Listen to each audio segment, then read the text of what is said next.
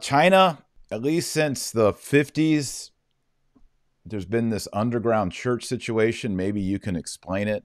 And then in 2018, there is this Sino-Vatican or Holy See China agreement.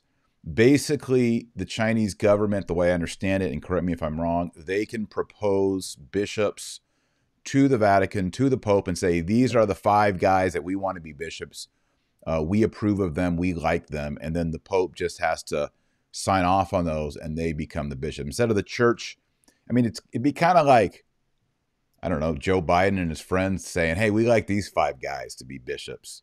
And then the Holy See saying, yeah, we like them too. Sounds good. Did I get that right? Essentially, right. Yeah. So the Vatican is supposedly has a veto power of this, but of course, if they exercise their veto power, well, then China's just going, the CCP is just going to nominate somebody else that again is going through their own channels. And so one of the ways this works, so I lived, by way of background, I lived in Shanghai for 2 years.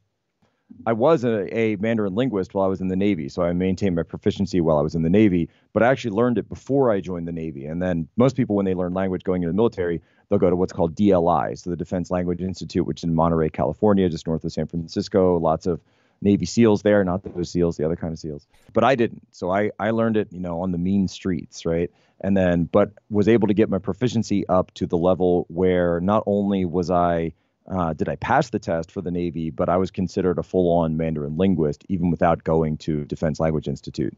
And that's because I lived there for 2 years. I took advanced and intensive language classes when I first arrived, had a tutor, and an immersion, right? Obviously, just living there, being immersive. And while I was there, I learned. So this was prior to the 2018 agreement. So prior to that, there were 5 official religions allowed in China: Islam, Buddhism, Catholicism, Protestantism, and Judaism.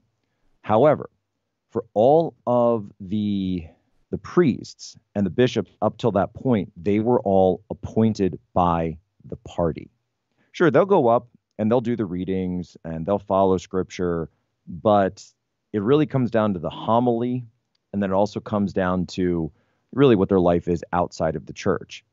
And there's nothing political that would ever come up prior to that. That was right around the time of the 2007 letter, which was actually, believe it or not, written by McCarrick, which is a whole other story.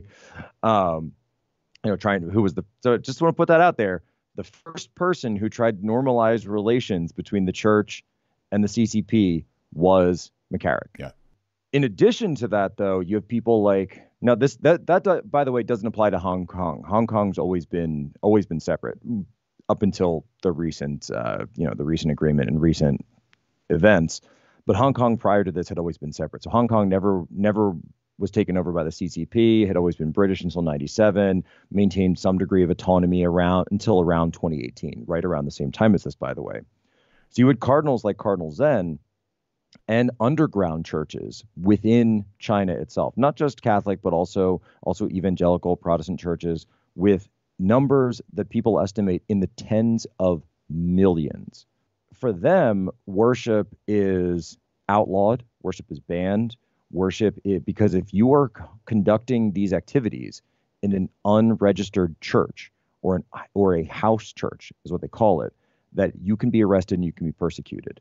And people like Cardinal Zen and other Catholic cardinals and bishops and priests have tried to work with these churches because they understand that they're doing something that's outside the system. I mean, you'd have to go back essentially to the days of the original, Roman Empire and their relations with the early church to understand the level of persecution that goes on. I mean, it's not full-on executions at this point, but yeah, not full-on executions with lions and gladiators, but you get disappeared, essentially. You get locked up if you become too big.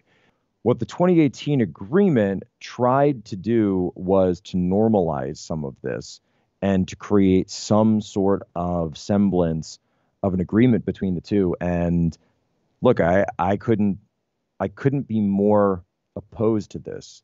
You didn't see this, by the way, with the Soviet Union. You didn't see the church try to do this with the Soviet Union. You saw John Paul II would go over and he would preach to the Christians who were there, to the Catholics who were there, and he would work to end the scourge of communism. Whereas Francis has this new policy of, well, if we can accommodate the communists, then perhaps maybe we'll be able to help minister to more people. No, you should not be making accommodations with evil. It's as simple as that. Yeah. They're not going to be teaching anything in Catholicism or in the Bible that is contrary to the Communist Party's policies. So what you're getting is a neutered Catholicism, a neutered gospel. If you want one that's not obstructed, you go to the underground church. But in the underground church, you have risk of imprisonment and persecution. And it was the Catholic, up until McCarrick and Francis, it was the Catholic principle to nourish and support the underground Christians who were risking their freedom and their lives and their families to be in communion with an uncorrupted, non-neutered Catholicism. And that's what's so shocking, is that you got McCarrick brokering out this deal. Archbishop Vigano says one of the last times he saw McCarrick was once again heading back over to China under Pope Francis. And then we have this agreement. The Cardinal of Hong Kong, you already mentioned Cardinal Zen, he is opposed to this. He tries to meet with Francis for a number of days. He only has so many days on his visa. Francis won't meet with him. And this is what led to the resignation of many of the bishops of the underground church. Mm-hmm. Cardinal Zen himself ultimately breaks off relations or resigns because of this. They viewed it as a selling out of all of those Catholics that have been under this persecution of the CCP, including by the Catholics who are currently, and I want to be very clear about this, the Catholics who are currently imprisoned in what they're called black sites, same way we would talk about terrorists and Al-Qaeda members. They're in black prisons in China because of their Catholicism. Right. Well, what Francis did was kind of just waved his hand and acted as if they didn't exist. Now, if I'm a totalitarian, wicked leader, and I'm watching what's going on with the Chinese and Pope Francis, or even if I was Joe Biden, I'd be like, well, this is a great deal. I'm just going to basically take over the Catholic Church within my national border. And then I'm going to be controlling all the bishops in and out, and then just sending like a checkbox slip to the Pope for him to, I mean, it's basically like Henry VIII taking over the Church of England and then just saying, well, I'm going to choose everything and run all the bishops and all that, but we're just going to have you just sort of rubber stamp some stuff.